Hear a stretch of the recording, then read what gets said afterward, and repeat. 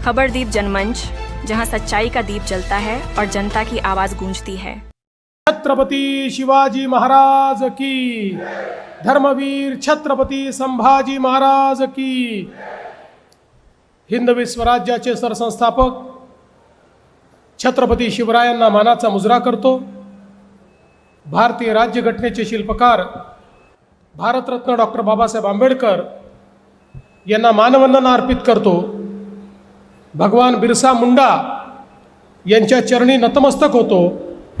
आणि आजच्या पालघर नगर परिषदेच्या या प्रचार सभेमध्ये मंचावर उपस्थित असलेले भारतीय जनता पक्षाचे राज्याचे अध्यक्ष आणि आपल्या जिल्ह्याचे माजी पालकमंत्री माननीय रवींद्र चव्हाणजी, राज्याचे वनमंत्री आणि आपल्या जिल्ह्याचे पालकमंत्री श्री गणेश नाईकजी, आपले लोकप्रिय खासदार डॉक्टर हेमंत सवराजी, या ठिकाणी उपस्थित आमदार हरिश्चंद्र भोये, आमदार राजन नाईक, आमदार स्नेहाताई दुबे, आपले जिल्हाध्यक्ष भरत राजपूत, आपले आमदार ज्ञानेश्वर म्हात्रे, आपले नगराध्यक्ष पदाचे उमेदवार श्री कैलास म्हात्रे, मंचावर उपस्थित श्री प्रकाश निकम, सुशील अवसरकर, तेजराज हजारी, जयेश आव्हाड, अरुण माने,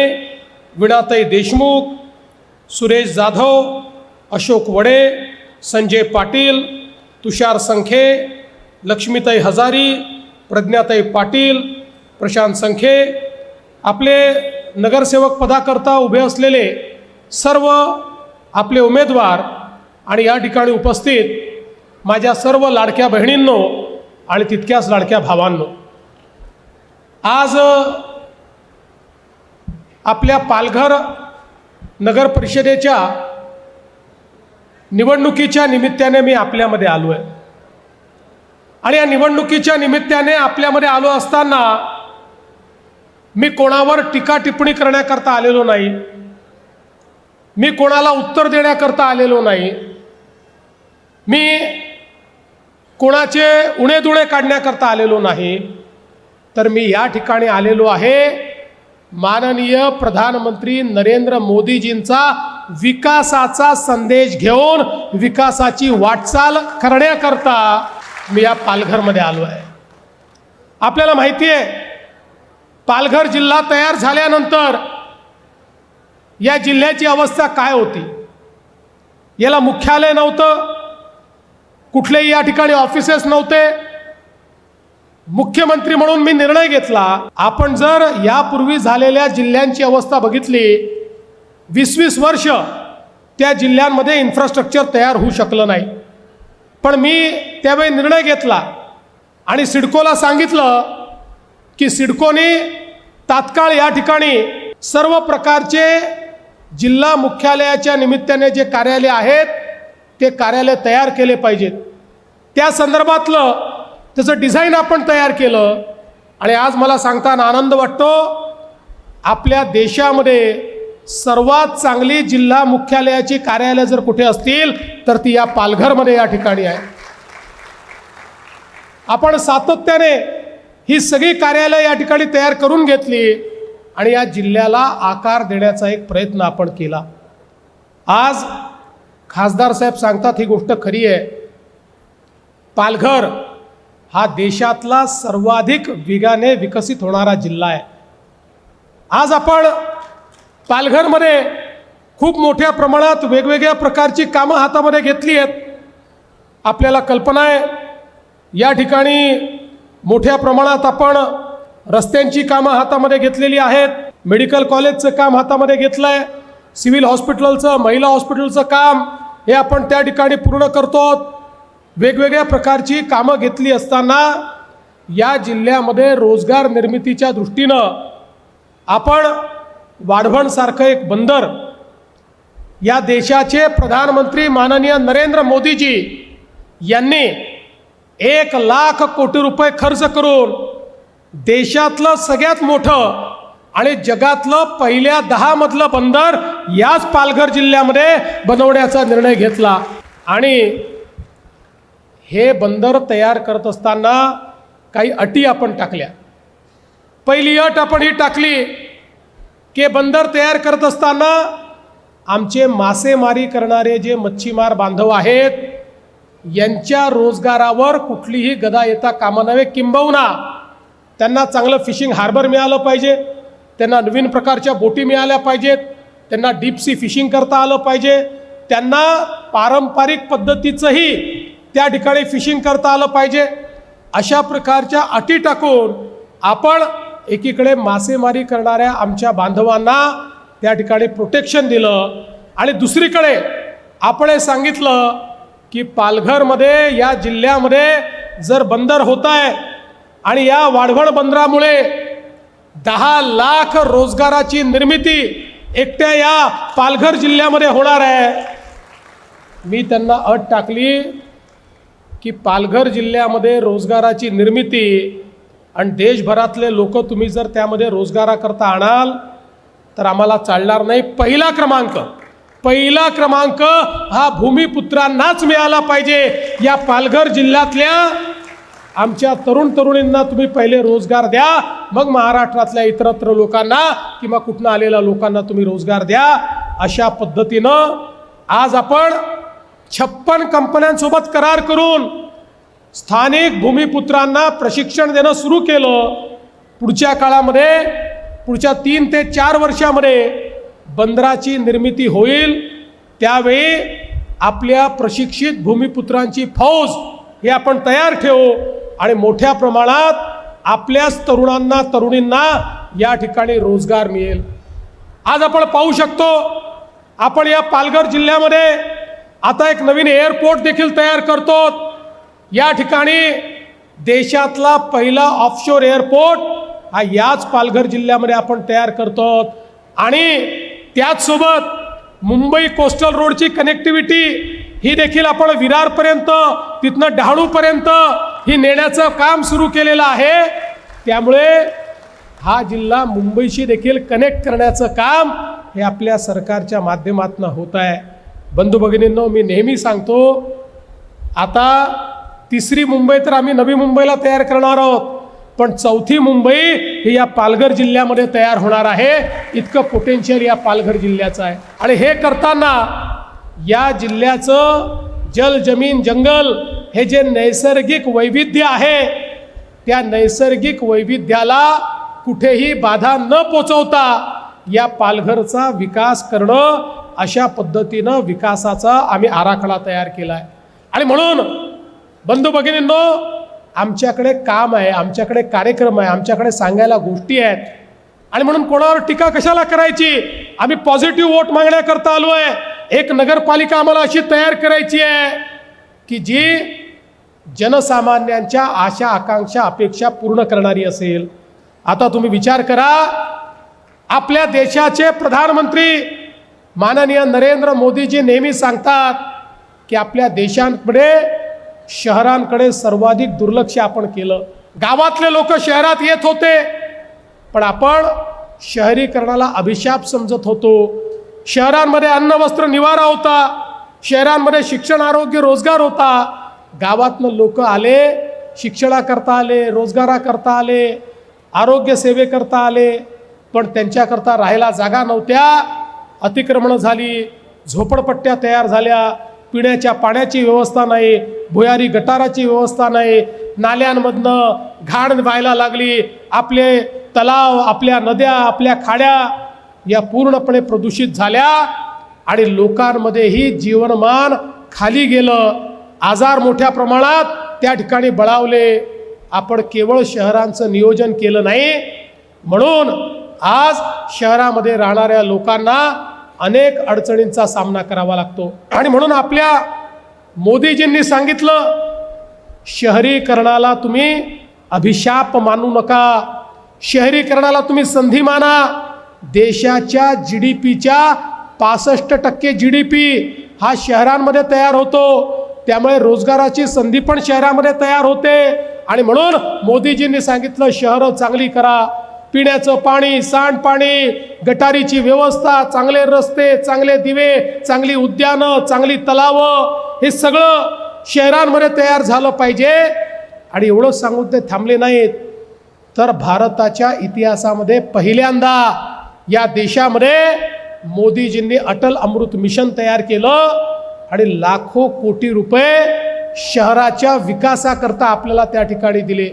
प्रत्येक शहरात घरोघरी पिण्याचं स्वच्छ पाणी पोचलं पाहिजे. शहरातला जो मैला आहे, घाण पाणी आहे, हे सगळं भुयारी गटाराच्या माध्यमातून STP पर्यंत गेलं पाहिजे. STP मध्ये त्या पाण्यावर प्रक्रिया झाली पाहिजे, त्यातला मैला बाजूला होऊन त्यातनं खत तयार झालं पाहिजे, त्यातलं चांगलं पाणी हे नदी नाल्यांमध्ये गेलं पाहिजे, नदी नाल्याचं प्रदूषण बंद झालं पाहिजे. या पद्धतीनं या ठिकाणी अमृतच्या माध्यमातून एक मोठी योजना मोदीजींनी आपल्याला दिली. चांगल्या पक्क्या रस्त्यांची योजना दिली, हरित पट्टे तयार करणं, उद्यानं तयार करणं, वेगवेगळ्या प्रकारे दवाखाने आणि शाळा तयार करणं, अशा अनेक योजना दिल्या. आणि त्या सगळ्या योजना आणि राज्य सरकारच्या योजना मिळून आपली शहरं बदलण्याचा प्रयत्न आम्ही सुरू केला. आज आपण पाहू शकतो अनेक शहरांमध्ये आज मोठ्या प्रमाणात सगळी कामं चाललेली आहेत, पण अजून खूप कामं आपल्याला करायची आहेत. आज मोदीजींचं स्वप्न चांगल्या शहरांचं हे आपल्याला पूर्ण करायचं आहे. शहरामध्ये उच्च जीवनमान आपल्याला उभं करायचं आहे. आणि म्हणूनच या निवडणुकीकडे बघत असताना ज्यावेळी मी आपल्याला कैलास म्हात्रे यांच्यासारख्या एका अनुभवी अशा आमच्या नगराध्यक्ष पदाच्या उमेदवाराला मतदान करा म्हणतो, ज्यावेळी आमच्या नगरसेवकांना मतदान करा म्हणतो, त्यावेळी आम्हाला खुर्च्या तोडण्याकरता नगर परिषद नको आहे, केवळ आपला झेंडा लावण्याकरता नगर परिषद नको आहे, तर आम्हाला या शहरातल्या शेवटच्या माणसाच्या आशा आकांक्षा पूर्ण करण्याकरता, त्याच्या जीवनात परिवर्तन करण्याकरता आम्हाला या ठिकाणी ही नगरपालिका आपल्या हातामध्ये घ्यायची आहे. आज बंधू भगिनींनो, आपण पाहू शकता इतक्या वेगानं पालघर नगरपालिकेचा भाग वाढतो आहे. कदाचित पुढच्या काळामध्ये ज्या काही या ठिकाणी वेगवेगळ्या अपॉर्च्युनिटीज तयार होत आहेत त्या बघितल्यानंतर या नगरपालिकेचं लवकरच महानगरपालिकेत देखील काही वर्षांनी आपल्याला रूपांतर करावं लागेल. इतक्या वेगानं हे काम वाढतं आहे. पण एकीकडे शहर वाढतच राहिलं आणि त्याला काहीच सोयी दिल्या नाहीत तर कसं चालेल. आणि म्हणून या वाढत्या पालघरला सगळ्या सोयी झाल्या पाहिजेत. त्याची जी वाढ आहे ही वाढ ही सूज असू नये. अंगावर सूज आली तर अंग कसं दिसतं ते चांगलं दिसत नाही, पण मसल झाला तर माणूस मजबूत वाटतो. तशी सूज असू नये, तर नियोजित अशा प्रकारचं, सुनियोजित अशा प्रकारचं पालघर तयार करायचं आहे. आणि हे जर तयार करायचं असेल तर हे जे सगळे आराखडे मोदीजींनी, हे जे सगळे आराखडे आम्ही तयार केलेले आहेत, या आराखड्यांवर काम करणारा व्यक्ती हाच आपल्याला या ठिकाणी नगराध्यक्ष म्हणून पाहिजे, जो आमचे आराखडे या ठिकाणी अस्तित्वात आणेल. अन्य कोणी या ठिकाणी आल्यानंतर या गोष्टीची गॅरंटी देता येत नाही. आम्ही कितीही पैसा तुमच्याकरता दिला तरी तो पैसा जर तुमच्याकडे पोचणारच नसेल तर हा पैसा देऊन फायदा काय आहे.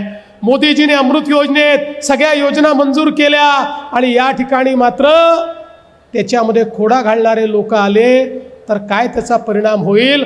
आणि म्हणून मी एक सकारात्मक मत मागण्याकरता आलो आहे. आम्हाला बदल घडवायचा आहे आणि तो बदल घडवण्याकरता आज या ठिकाणी खऱ्या अर्थानं कमळाचं बटन दाबून आमच्या कैलास म्हात्रेसारखे आमचे सगळे लोक जर तुम्ही निवडून दिले तर उद्या आपले नाईक साहेब पालकमंत्री आहेत, आपले चव्हाण साहेब या ठिकाणी लक्ष देत आहेत, खासदार साहेब आहेत, आमदार साहेब आहेत, मी स्वतः आहे. काही जर यांच्या हातून चूक घडली तर यांचा कान पकडायला देखील आम्ही कमी पडणार नाही. यांच्याकडनं चांगलं काम करून घेऊ हे सांगण्याकरता मी आलो आहे. बंधू भगिनींनो, तुम्ही आमचं काम बघितलेलं आहे. आम्ही जे बोलतो ते करतो. आम्ही केवळ भाषणापुरतं बोलणारे लोक नाही आहोत. तुम्हाला माहिती आहे, तुमच्याच आशीर्वादाने ज्यावेळी या महाराष्ट्रात 1 वर्षापूर्वी एक प्रचंड असं बहुमत आम्हाला मिळालं, ते बहुमत मिळाल्यानंतर लोक बोलायला लागले, काही विरोधकही म्हणायला लागले की आता यांना बहुमत मिळालं, आता हे भाजपवाले लाडकी बहीण योजना बंद करणार. 1 वर्ष झालं लाडकी बहीण योजना आम्ही बंद केली नाही. आणि बहिणींना सांगतो, जोपर्यंत तुमचा देवा भाऊ आहे ही योजना बंद होणार नाही म्हणजे नाही. आज शेतकऱ्यांकरता मोफत विजेची योजना असेल, 6,000 रुपये किसान सन्मान योजना असेल, वेगवेगळ्या योजना आम्ही चालू केल्या, त्या सगळ्या योजना सुरू आहे. आणि आता तर आमच्या लाडक्या बहिणींना आम्हाला लखपती दीदी बनवायचं आहे. मोदीजींनी सांगितलं आहे आता नुसत्या लाडक्या बहिणी नाहीत तर लखपती दीदी आपल्याला तयार करायचे आहेत. पण हे सगळे कार्यक्रम आपल्याला चालवण्याकरता आपल्या विचाराचे लोक, आपले कार्यक्रम राबवणारे लोक हे या ठिकाणी निवडून द्यावे लागतील. आज आपण पाहतोय, आज आपला पालघर जिल्हा एकीकडे भाजी असेल, फळं असतील, चिकू असेल, अनेक गोष्टींमध्ये एक स्वयंपूर्ण म्हणून आज एक बाजारपेठ म्हणून उदयास येतोय. आज मुंबई असेल किंवा देशामध्ये, राज्यामध्ये, इतरत्र देखील आज आपल्याकडनं हा सगळा व्यापार सुरू झालेला आहे. लवकरच बुलेट ट्रेन देखील आपल्याकडे सुरू होणार आहे. त्यामुळे एक अतिशय आधुनिक पण त्याचवेळी सामान्यातल्या सामान्य माणसाचं स्वप्न जतन करणारा जिल्हा म्हणून आणि हे नगरपालिका म्हणून आपल्याला तयार करायचं आहे. आम्हाला या ठिकाणी जी अतिक्रमण आहेत ती नियमित करायची आहेत. आम्हाला लोकांना मालकी हक्काचे पट्टे द्यायचे आहेत. याचं कारण मोदीजींनी आम्हाला सांगितलेलं आहे, गाव असो की शहर असो, कोणी झोपडीत राहायला नको, कोणी बेघर असायला नको. प्रत्येक बेघराला आणि झोपडीत राहणाऱ्याला प्रधानमंत्री आवास योजनेच्या अंतर्गत पक्क घर हे आम्हाला त्या ठिकाणी द्यायचं आहे. आणि म्हणून ही सगळी स्वप्न पूर्ण करण्याकरता मी आपल्याला निवेदन करतो की आपण येत्या 2 तारखेला कैलास म्हात्रे यांच्यासारख्या अनुभवी माणसाला, कैलासजी आमच्या सोबत आले कारण त्यांनी बघितलं ते अशा लोकांसोबत होते की ज्यांना काम करण्यामध्ये इंटरेस्ट नाही आहे, स्थगिती देण्यामध्ये इंटरेस्ट आहे, त्यांना काम करायचंच नाही आहे. पण कैलासजींना काम करायचं होतं आणि म्हणून त्यांनी ठरवलं की काम करणारा राष्ट्रीय विचार कुठला आहे तर तो भारतीय जनता पक्षाचा विचार आहे, जो विचार जनसामान्यांचा विचार करतो. आणि म्हणून आज एक दमदार नेतृत्व या ठिकाणी आपण दिलेलं आहे. त्यांना आणि आपल्या सगळ्या नगरसेवकांना निवडून द्या.